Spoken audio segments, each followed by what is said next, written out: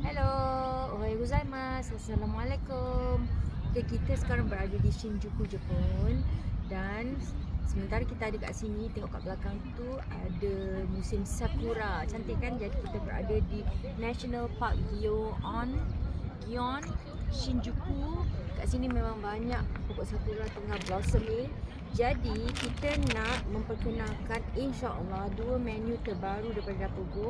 InsyaAllah kita akan keluarkan mungkin dalam 3 bulan lagi bila kita berpindah ke kilang ya.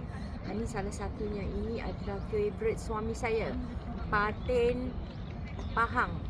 Patin masak tempoyak Pahang. Ini dia. Dari resepi ni, resepi ori Temerloh.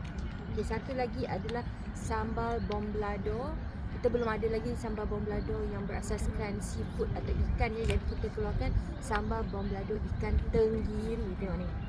Ni kita dah buat R&D pada Februari lalu, 5 hari bulan Februari.